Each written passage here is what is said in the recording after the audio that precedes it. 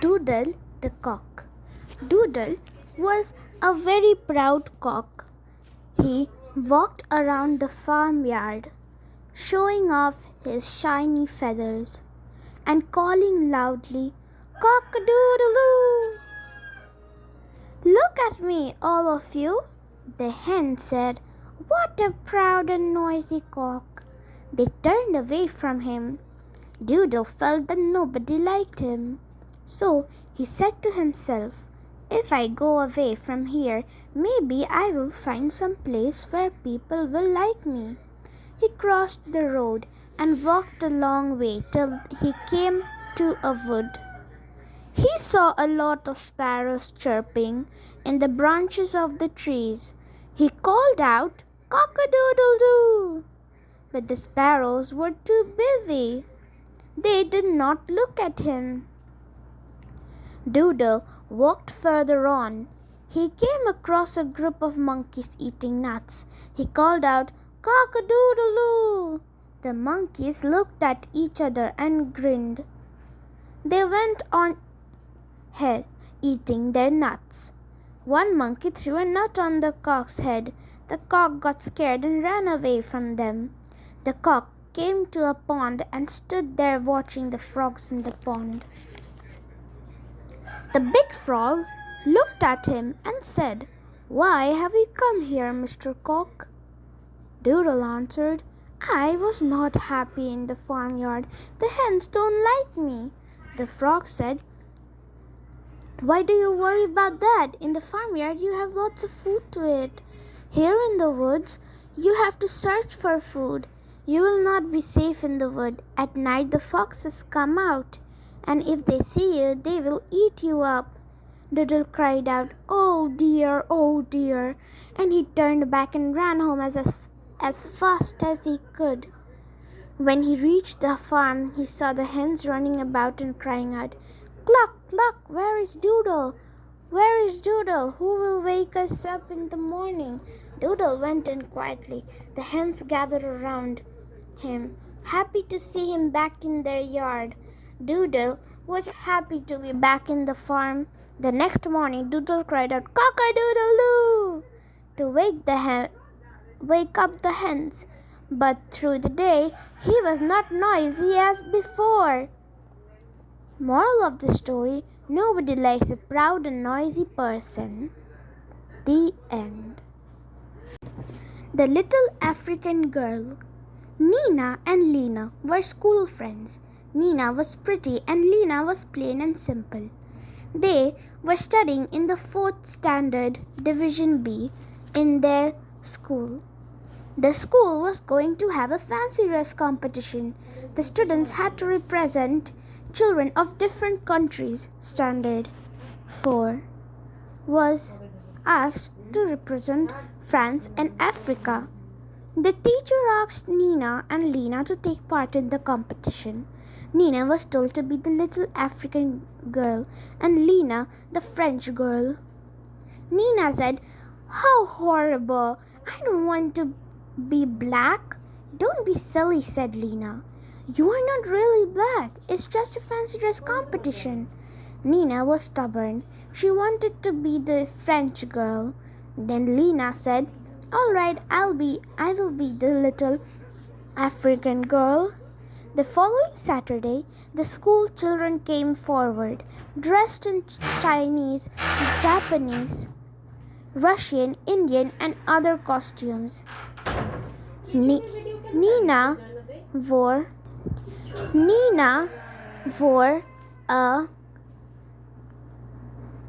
a beautiful modern French dress, while Lena was painted black.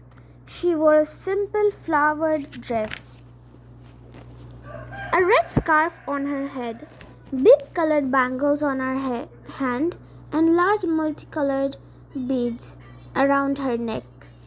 As they walked down the hall in front of the judges, Nina stepped around in French style very daintily, with her head held high. Lena followed with a big grin. Her white teeth flashed against her black face. The audience was attracted towards her. Some of them said, "She looks a real black girl." Others said, "So natural, so original." Lena did stand out like a striking picture in a crowd.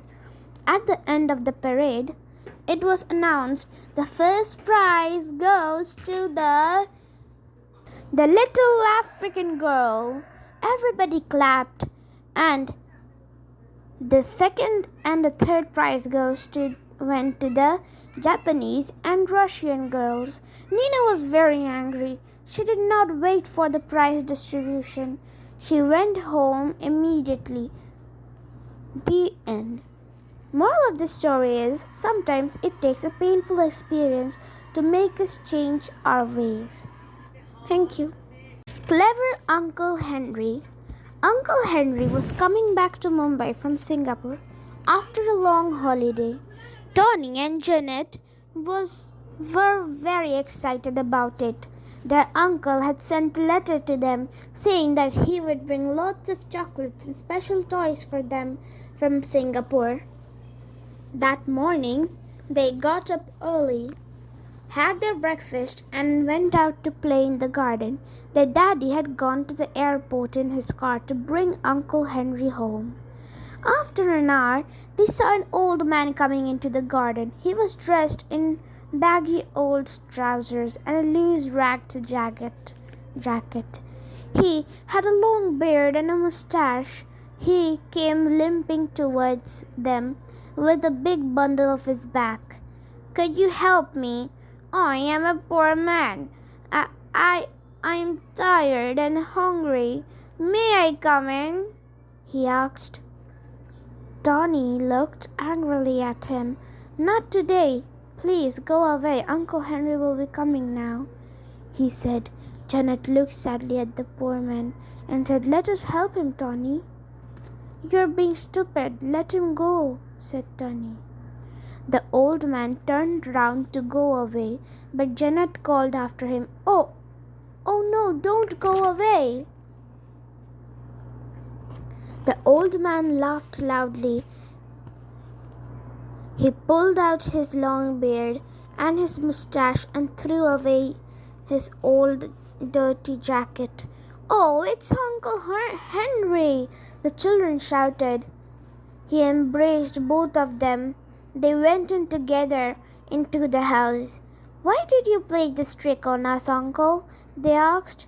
"First, Tony, tell me, why were you unkind to the poor old man?" asked the uncle. Tony felt ashamed of himself and promised never again to speak rudely to the poor. Uncle gave Janet a big, beautiful Japanese dancing doll, and Tony got a beautiful, wonderful walkie-talkie robot. "Daddy is waiting in the car outside," said Uncle. "Daddy is waiting in the car outside," said Uncle. "Come, let's go. There are suitcases full of chocolates and toys. Let's bring them in." The end. The moral of the story is, it was a wonderful day. Tony had learned a good lesson too. Disobedient Mary Ann. The children were off to the convent park one December evening. Mummy called out to Mary Ann, "Come home before 7 o'clock. It will be dark after that." "Don't worry about us, Mummy. We can take care of ourselves," Mary Ann replied. They played happily together in the park. As it was nearing 7 o'clock, they were playing their favorite game, Treasure Hunt. It was a very exciting game. The children did not realize that it was past 7:30 p.m. when they finished their games. As they were coming to the gate of the park, a well-dressed man came up to them. He held Mary Ann's hand and said, "I am your uncle. I have come from Dubai. Mummy has asked me to bring you home." No, I have no uncle in Dubai," said Mary Ann. She refused to go with him. I have a rickshaw waiting outside, he said. He was trying to get her to the rickshaw. The adult children were frightened. They ran home. Marianne started crying loudly. Let me go! Let me go! The rickshaw driver was afraid, so he drove away without them. He drove at full speed to the nearest police station and told the police on duty to go quickly and help the little girl Mary Ann. Two policemen got into the jeep. They came towards the convent park gate. On seeing them, the man left Mary Ann and disappeared into the nearby bushes. Mary Ann was shivering with fear. The policeman told her to stop crying. They were going to take her home safely. Mummy was shocked to hear what had happened to her daughter. She said that man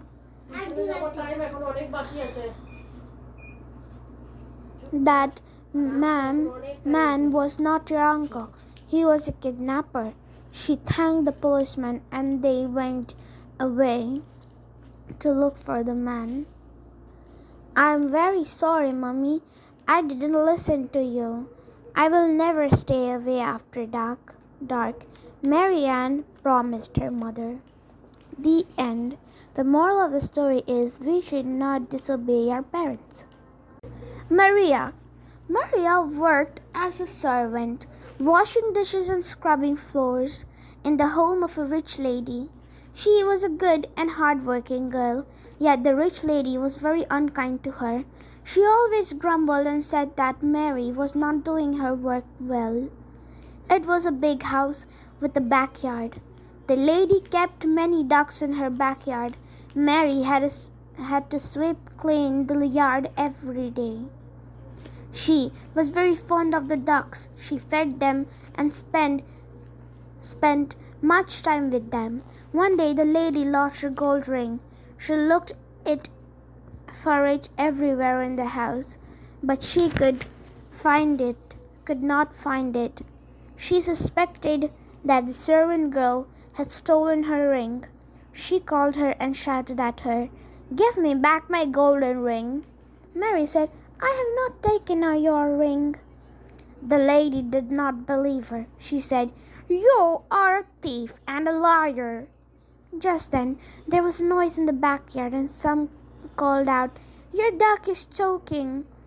They ran to the backyard and saw the big white duck laying on the ground, gasping for breath. "Catch the duck and bring it in," shouted the lady.